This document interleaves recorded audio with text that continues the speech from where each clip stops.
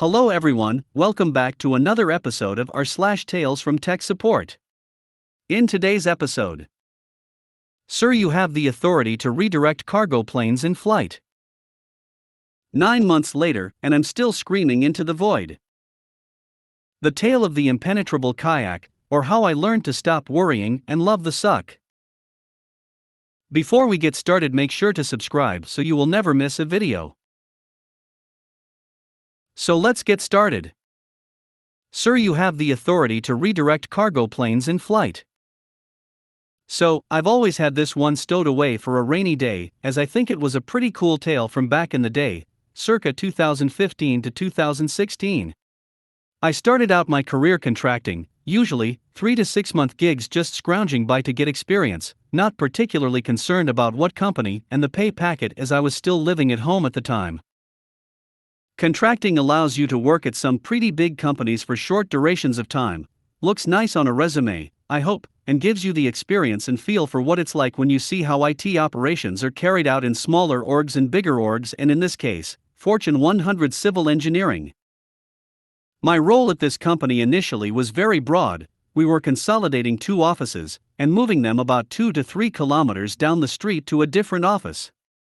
On top of that was also a device refresh, so we were receiving an office's worth of Dell Latitude laptops, some of their CAD ones with Quadro graphics cards in them, some snazzy 14-inch foldable ones for execs, etc. Dell was awarded this contract from us because apparently, HP couldn't play ball and wasn't able to provide the goods within our tight deadlines. Suffice to say, this was a fairly large contract given the context of the numbers of devices and the organization they were going to. Anyway, so we're finished with the rollout, post-complimentary upgrade to 64GB RAM on our laptops, which came out of the factory misconfigured with only 32, and now we're in the meat and potato part of the project, moving all this stuff down the street. At the new location, we'd already purchased a metric crap load of peripherals, with spares, and as with all moves, you then have the luxury of going through things and addressing the hiccups and bumps that occurred along the way, defects, if you will, with the move. Well, one fairly large defect that reared its ugly head relatively soon into the office move was the rate at which our keyboards were failing on us, not the mouse, just the keyboards. Certain keys actually, and they were failing at a rate of maybe 20 to 30%. Normally, if you only bought maybe 10 to 20 or maybe 30, you'd probably be okay with these margins, but if you blow these out to 200-300 keyboards, with spares not in the field, you can see how this would become problematic. Anyway, fast forward a bit, I'm sitting on an email chain about 8 to 10 emails deep at this point with generic helpdesk from Dell, who of course, needed to run through his checklist for things which went a little something like, "Could you check the ASD and F keys please?" "Sure, why not? Okay, I've already done this at triage, but okay, I'll do it again just for you, smiley face." "Could you then make sure the G, H, J and K keys work please?" "Sure. Even though I told you it's the Q, W, and E keys that aren't working?" "Yes, that is correct. Please ensure as per my last email that those keys are working first." "Okay, well they are, but as per my initial email I've got a pile of 20 keyboards, and they're rising by the minute, that don't have functioning Q, W, and E keys, which as you can understand are quite problematic for my users." Anyway, my manager notices the pile increasing day by day in the server room, and these emails go in and out of phone calls to more emails, as Dell wants to basically run a battery of tests on each and every one of these entry-level keyboards, think maybe entry mid-range, before they accept any of them back. We haven't been provided a shipping label even by this point. My manager's pissed, not at me, but just in general of the process, because my hourly rate that I've spent on this issue so far is probably in line with how much these keyboards cost. My manager, the best one that I've ever had in my career so far, BTW, was generally a pretty volatile person. He could go 0 to 100 on you with intensity pretty fast, and more often than not it was difficult to know if he was being sarcastic or real with you at any given moment. I think there was a bit of a struggle to find who our Dell rep was at first. He's digging through his emails, swearing he at some point or another had previously emailed this person, but was at a loss in the maze that was his Outlook inbox. But when he does, he just simply forwards the email onto me and delegates the task on, and simply says reach out to this person, see to it that the issue is rectified sooner after speaking to her. Gross summary of events. I reach out to the Dell rep who quickly surmises the situation from my point of view. I forward on my email chain with the person I'd been speaking to onto her, and then silence. The next day rolls and my manager on the phone with someone. He's speaking in Cantonese and evidently, our rep also spoke Cantonese. They have a good, healthy, friendly discussion back and forth over the course of maybe an hour or so. Next thing you know, Dell's help desk suddenly swings their doors wide open. Someone physically comes on site to a quick inspection of the keyboards that need to be RMA'd with 1:1 replacements and spares. They're profusely sorry. I get forwarded an email somehow, BCC'd in somewhere presumably, and I witness what can only be verbally described as a professional beat down over text, following sincerest apologies and a promise to never let it happen again. Turned out our Dell rep was like the regional customer relations manager, or something to that effect, presumably due to how big we are as a client in the region. Edit. So, after the beatdown occurs internally on their end, of course, the immediate correspondence with their helpdesk is a bit less structured, shall we say, and a bit more free-flowing. As if the restrictions and floodgates are raised and you're now significantly more important than you were yesterday, so much so, they start a new email chain, cleaning the slate. I'm still dealing with the same individual, evidently. He doesn't get fired or taken off the case, nor should he, but the follow-up correspondence is roughly how it goes from there. Obviously, this isn't word for word, none of these correspondence lines is word for word. Dear Mr. Terra, please advise the number of keyboards you require, and we will proceed to ensure timely delivery of any replacement units as soon as possible. At this point, there's no point rubbing it in. Hi, as discussed previously, if we could receive the agreed upon quantity of keyboards in the previous email, that would be great, but understand that we anticipate at this point that over the coming days, weeks, months, the failure rate may be more prevalent than at this time. It would be greatly appreciated, given how long this matter has gone on for, that your timely response and actions be sped up if possible, as we're beginning to run out of spare units. We weren't, but I was just hoping to get some space back and make the issue go away. Sure, Mr. Terra, as per your initial email you had 20 to 30 faulty units at this time. We will proceed to advise our dispatch center to replace 1:1 with spares available aboard our next available form of priority transport tonight, to ensure no delay in your request. Please provide your phone number for delivery and your preferred address. Regards. So, for added context, since the new building was still somewhat under construction, not many other tenants are in the building yet. As such, it's a very quiet building at the time. Most of the front-of-house professional concierges are seasoned vets, if you will. Later on that week I get a call from concierge who's advising me that we have a delivery downstairs. My immediate reaction is, well, if it's only maybe 10 to 20, right, I'll just quickly take the down elevator and pick it up, no need for a trolley or wheels. Arrive at the concierge and there are pallet loads. They're trying to fit the pallet through a sizable revolving door at concierge whilst being yelled at it needs to go down an, at the time, unmarked delivery dock behind the building complex. They had shipped how many we were after and then some, so much so that we only barely had enough space in our tenancy, which thankfully had its own dedicated IT build room area. Think a well-lit storage room with power and patch panels all the way along, with a table jutting and running along the perimeter of the wall. The kind you wish you had during a laptop refresh project, but better.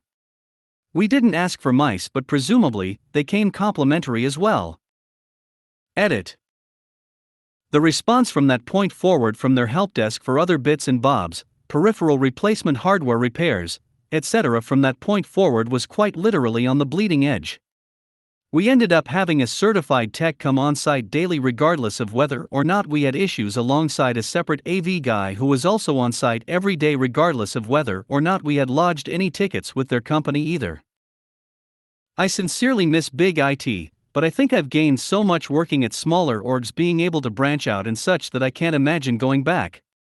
I will admit the words "you have the authority to redirect cargo planes in flight" was a bit of a stretch, but suffice to say I'm pretty sure after the beatdown they received we became the sole center of the universe for most Dell-branded things temporarily for this technician and his line manager, understandably so, as I can only imagine the levels of management that were CC and BCC'd in correspondence. The feeling of being run around in circles to serene clarity, I think is the best feeling to have, but I harbor no harsh feeling towards or help desk. They're just doing what they're told and what their guidebooks tell them to follow, regardless of what common sense may dictate that may very well have known or contextually picked up during his troubleshooting. 9 months later, and I'm still screaming into the void. This was from really early in my IT career, right after I'd first started at big insurance company. Some internally developed DB frontend and an Oracle ODBC installer. At some point pretty soon after switching from XP to 7, the package stopped working. Not the install, anyone who had it worked fine, and manually installing our frontend and a fresh copy of the ODBC worked correctly. One who was not in charge of that package might note fairly quickly that the problem was pretty obviously the ODBC installer and not the frontend. In a staggering leap of logic fueled by the sincere desire for this to be someone else's problem, TM, the folks in charge of packaging the software, SCCM, determined the problem was the frontend, not the ODBC installer. This gets escalated to the DB admins and an unsuspecting dev team who has no idea what to do because this frontend was developed 2 contractors ago and no one in the company really owns the code anymore. Meeting after meeting after meeting later, where I'm constantly calling out that it isn't the frontend, and can we please update the ODBC installer to one that we know works, and ultimately it fell on deaf ears every time. Finally I had enough. I created a copy of the SCCM package, swapped out the installer, and pushed it to my machine. At one point or another I'd managed to get domain admin, web admin, net admin, and many other credentials that were never removed from my account, including full SCCM access. Lo and behold, installed without a hitch with only a few tweaks to the package. So I chime in the meeting, hey, I think I fixed it. What? The package. I changed out the Oracle installer, and it's working now. You edited a package? As though I'd committed some mortal sin. No, I edited a copy of a package, and nothing is published yet. But it does work now.